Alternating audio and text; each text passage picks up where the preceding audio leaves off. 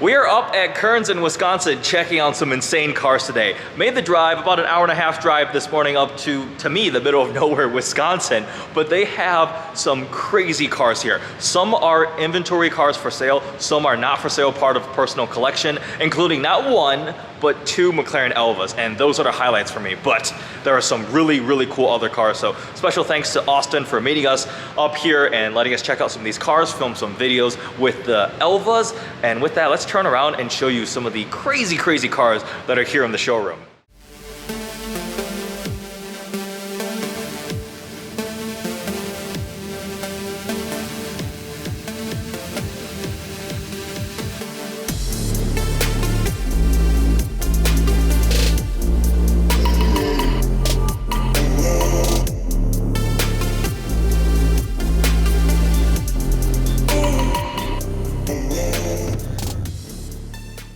So we'll start here with this Napier green McLaren Elva. We have the Ultimate Series lineup here. Napier green Elva, a McLaren Senna, and then a Pacific Color Stream Elva. So 149 Elvas are being built, and we have two of them here in one showroom in Wisconsin. The Elvas are not for sale. These are personal collection cars here. They just have them on display. The Senna is for sale. The Elva is how you make a Senna look practical. It has a 4-liter twin-turbo V8 that makes 804 horsepower, the same brakes and tires as a Senna, rear-wheel drive, 7-speed dual clutch, 0 to 124 miles an hour in 6.7 seconds, which is faster than the Senna, 0 to 60 in under 3 seconds, and all of that experienced without a roof or windshield. You better wear a helmet, because I would not want to have a rock hit my face at that speed. So the Senna is obviously crazy. This massive, massive active rear wing, the center exit exhaust here. Like, the Senna is functional. It's not the prettiest car out there. It's actually, in my opinion, one of the least pretty of the hypercars, but it's undeniably functional. This one's got the roof scoop. Senna doors are also pretty crazy. One gigantic panel that hinges here. We're part of the roof, all carbon fiber. You can get a window here instead of the carbon fiber panel. But the McLaren Senna seats are really aggressive and light carbon buckets. They're very hard to get into, and they're not the most comfortable, actually. The Elva seats are a little more reasonable. It's pretty comfortable, actually. So the door, you open with the button there. It's kind of inside and outside blurs for the Elva. All carbon fiber. We have a McLaren door sill plate there, and this is all exposed carbon on the carbon tub. Like, that's crazy. This thing has a really, really wide door sill. It is challenging to get into. It's very hard to do it gracefully. Once you're in, the Elva is pretty comfortable. Go ahead and close the door right there. Yeah. This is such a crazy, crazy hypercar. So it starts at $1.7 million. We actually have the window sticker right here. This one's stickered for $1.77 million. The Napier green paint is $18,890. There's a huge list of MSO options, including the mirror caps, MSO mirror caps, that is almost $11,000. To paint the calipers green, it was almost $5,000. These option prices are crazy. And actually, this is sort of reasonable, because that Pacific Color Stream Elva over there, the paint on that is $100,000. That is a 6-figure paint job. That is a paint job that costs as much as like an Audi R8. It's absolutely crazy. Almost everything you can see and touch on the inside is carbon fiber. So we have the Elva script right there in matching paint, and then just carbon and exposed carbon. I love how the exterior flows in. So this dashboard is all painted body color, and same thing as you cascade down here through the center column, all the way through behind the seats too. That's all painted. You got the Elva logo, the piping, and then infotainment screen right here. It's supposed to be better than the older McLaren infotainment, which thank goodness, because Iris is not the best out there. We have carbon fiber paddle shifters, carbon fiber wheel, and McLaren paddle shifters are awesome because you can pull for an upshift or you can push for a downshift. They're on a rocker, so you can use the paddle shifters with one hand. We have the keys to Elva and permission, so we can turn this one on.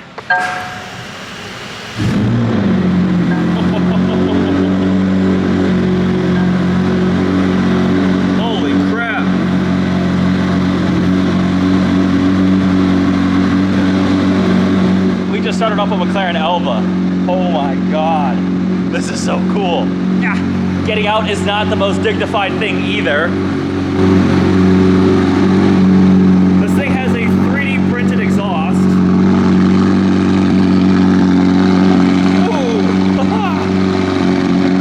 Look at those tail lights. Oh, this thing, the back end of this is really cool. There's this full like mesh look to it. If you look at the McLaren Artura, it's very clearly inspired by the Elva. This must be the new design language. Idling down as it comes on a cold start. And that big active rear wing. Holy crap. This thing is just unreal. Got the headlights up here. Seeing these in person has made me so much more excited about them. When it first came out, I was like, okay, another roofless, windshieldless, 7-figure, very, very expensive hypercar. But this is a work of art. Seeing it in person, the details, the proportions, wow. Like the other McLarens, this also has soft closed doors. You just let it latch. I totally did not need to close it with the force I did earlier because it has soft closed doors. Carbon fiber mirror caps, MSO logo, and everything is just massive panels of carbon fiber. This entire front clamshell is one smooth piece. As you see, there is no seam, there's no fender piece, it's just one giant piece of carbon fiber, 1.2 millimeter thick, and then coming down the side here, that's all one giant piece of carbon fiber. You see it's all smooth. That's crazy. It makes it look just really stunning, but from an engineering standpoint, that's really impressive that we get that big of a piece of carbon fiber. The color stream Elva, which we'll just take a quick look at the details, and then we need to go check out the other side of the showroom. Look at how the paint changes depending on how the light's hitting it, the angle. We also have the carbon fiber mirror caps from MSO, the seat piping. The sun's hitting this thing, and just look at it. Like, that's beautiful. It's totally not really functional, it's not practical, it's not logical, but it's just automotive art, and it's something that exists just because it wants to, and I respect that, and I wish I could have one actually. I can't imagine what it's like to drive that. Senna, Elva, and now we move on to the Viper portion of the current display, where that is a GTS R. We actually saw it back in Detroit. It was at Platinum Motor Cars, so Sy had this car for a bit, and now it's here. It's got very low miles. This blue one is at 36 miles, I think. That blue Gen 5 ACR up there has like 80 miles. So we're looking at some very low mileage Vipers up here. Aventador Sv, matte black with orange accents. SVJ in a gorgeous blue, I think this might be blue Cepheus? I don't know my Lambo paint colors as well as I probably should. I've kind of forgotten too many of them. The blue interior accents. And then a matching blue Performante. I think this is Latana purple or McLaren paint. Oh man, I'm forgetting all my paint colors. I'm embarrassed right now. 765 LT. So one of the most extreme McLarens that you can normally buy, except we've got, again, Elvas and Senna over there. And then a 600 LT and a quality Skittles colored. This is not Napier green. This is some sort of highlighter yellow. I used to know all the paint codes so well, all the different names, especially when McLarens first started coming out. I was like, that's volcano yellow, that's volcano yellow, that's papaya spark. I seem to have forgotten them, so I need to do a little more research on all the McLaren paint colors. So if you know what colors these are, you should comment below and correct me, because I've forgotten them. And then, yeah, there's an Urus over there, just an Urus.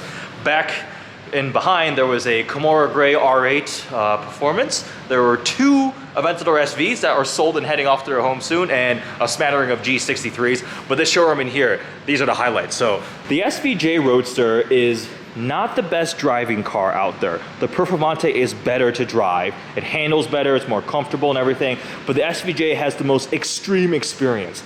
This car is all about the presence, the noise. It's just so over the top. It is fast around the track because again, it's set like a really quick Nürburgring lap time. So kudos to Lamborghini for managing that with the ALA system and retuning and just refining the Aventador over its lifetime. But if you had to pick a car to take a road trip in or just drive to work, an SVJ is not the most comfortable. I can say that from personal experience. The Huracan Performante though is like one of the best all-around supercars you can buy. It does everything so well.